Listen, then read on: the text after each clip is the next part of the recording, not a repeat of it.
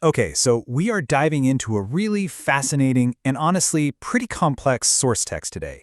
It presents itself as a series of communications channeled from some kind of non-physical intelligence. We're going to break down the biggest ideas from it right here. Right out of the gate, the material hits you with this totally mind-bending, paradoxical statement. It really sets the stage for this unique cosmic story that kind of flips our whole sense of self and our place in the universe on its head. You know, it's like a loop, this impossible circle of creation. And to give this some context, you have to know that one of the key people asking questions during these sessions was Gene Roddenberry, the guy who created Star Trek. I mean, think about it. The visionary who imagined humanity's future in the cosmos was directing his deepest questions at this source. That definitely adds a whole other layer of curiosity, doesn't it? So that brings us to the first and, let's be honest, the most obvious question. Who or what is actually the source of all these messages? Well, they call themselves the Nine, and the answer they give is probably not what you're expecting. So these communicators, they don't identify as, aliens from another planet or anything like that. They describe themselves as something way more abstract, like fundamental building blocks of the universe itself. 9 principles of energy and knowledge, and they speak through a single personality they call Tom. Now, this is where it gets really interesting. The source actually lays out a whole map of existence. It's like a cosmic blueprint, a kind of hierarchy that's meant to explain how everything is connected, from the absolute highest level of creation all the way down to us. And here's that hierarchy. It's a pretty clear structure. It starts with a single universal creator. From that creator comes the Council of Nine. The Nine then work through what are called the 24 civilizations. And then finally, that influence reaches all of us, right here on Earth. It's almost like a cosmic chain of command. So, about these 24 civilizations, the source claims they're physical beings, but they exist in different dimensions, or as Tom puts it, at different speeds. And get this, they aren't just watching from a distance. The claim is they've played a direct, hands-on role in our history, everything from actually seeding life on the planet to inspiring the Renaissance.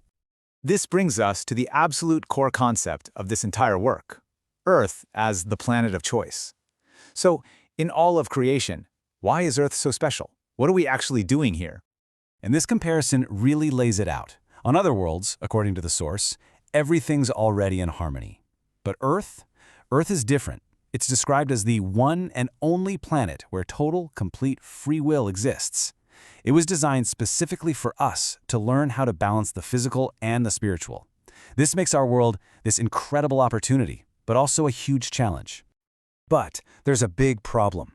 The source describes Earth's physical nature, its density, gravity, all the sensory pleasures and pains, as a kind of cosmic quicksand.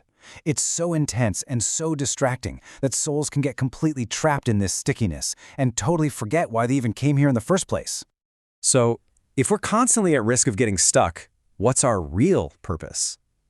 Well, that leads to the next major point, our cosmic role.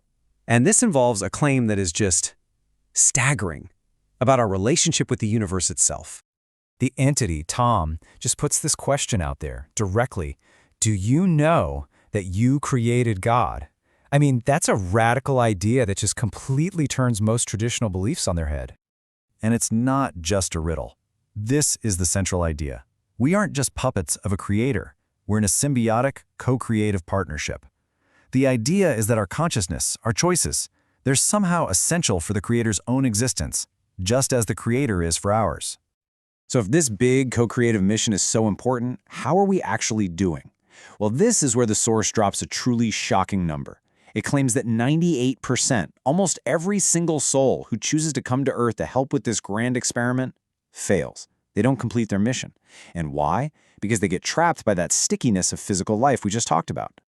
Okay, so given these massive cosmic sticks, the source doesn't just leave us with abstract philosophy. It offers a very direct message for how any individual can navigate this challenge, right here and right now. When you're hearing about co-creating God and cosmic hierarchies and a 98% failure rate, it's really easy to feel overwhelmed, right? So it all boils down to this one simple, practical question. What can I actually do about any of this? And the advice isn't about some grand cosmic gesture. It's all about individual responsibility. It's about self-respect, about kindness, and about consciously choosing our thoughts. It's very personal, internal work that's all about our everyday choices and our actions. And the potential payoff if humanity actually succeeds in this mission? Well, it's framed in the most epic terms you can imagine. We're not just talking about a better world for us, but a transformation so powerful it will light up the entire universe with pure love. So in the end, the source leaves us with this one provocative thought. It takes this entire massive cosmology, from the creator all the way down to us, and it turns it into a personal, immediate choice for every single one of us. It suggests that what you think and what you choose to do matters on a scale that we can barely even comprehend.